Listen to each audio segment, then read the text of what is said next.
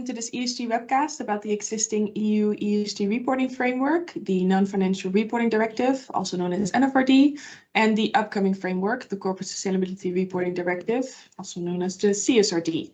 My name is Rianne, I'm Junior Consultant at CPMView. My name is Rutger, I'm a consultant at CPMView. Today we will compare the NFRD with the CSRD. In topic 1, we will first introduce the NFRD. Then in topic 2, we will explain why the CSRD was proposed in the first place.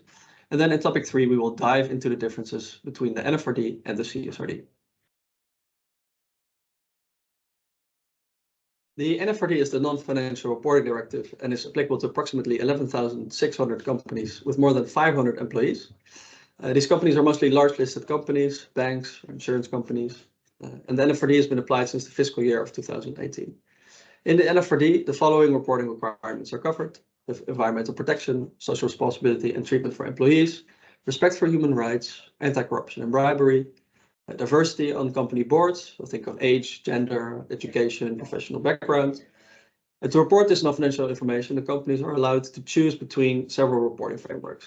We name a few: the Global Reporting Initiative, the GRI, the Sustainability Accounting Standards Board, the SASB, Climate Disclosure Standards Board, the CDSB, the Carbon Disclosure Project, CDP, and Integrated Reporting, the IR.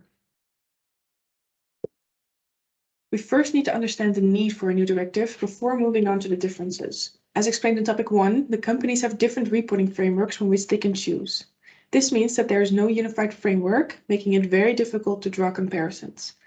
It is challenging to produce reliable and detailed disclosures of your company's social and environmental impact and the overall sustainability of your business operations. Next, it's also believed that the scope of companies required to report in compliance with the NFRD is not large enough to really improve the social and environmental impact of European companies. This is needed to achieve the goals put forward in the EU Green Deal. The main objective of the CSRD is to mitigate the shortcomings of the NFRD. The CSRD was officially proposed in April of 2021 and was officially adopted by the European Parliament in November of 2022. First main difference is the scope of the CSRD. The European Commission extended the scope to include approximately 49,000 companies that match 2 out of the 3 of the following characteristics: more than 250 employees, more than 40 million euros in turnover, and/or more than 20 million euros in total assets. These characteristics cover over 75% of the total EU companies' turnover. Large companies that already had to comply with the NFRD will be required to comply with the CSRD by 2025, reporting on the fiscal year of 2024. Other large companies that reach at least 2/3 of the requirements the year after, and small and medium listed companies that do not match the criteria get another year extra to comply. Another main difference is the reporting requirements. In the CSRD, the reporting requirements of the NFRD will be amended, and in addition, some new topics are introduced. The first one being the double materiality concept. The double materiality concept entails reporting on both the impact the company has on society and the environment and the sustainability risk the company experiences. This can, for example, be due to climate change or scarcity of resources. The next new reporting requirement is formulating long-term environmental, social, and governance objectives and policies. The third one is due diligence on its own operations and those in their supply chain. The fourth one is disclosure of information relating to intangibles such as social, human, and intellectual capital. Reporting in line with the Sustainable Finance Disclosure Regulations, SFRD, and the EU Taxonomy Regulations is also a new requirement.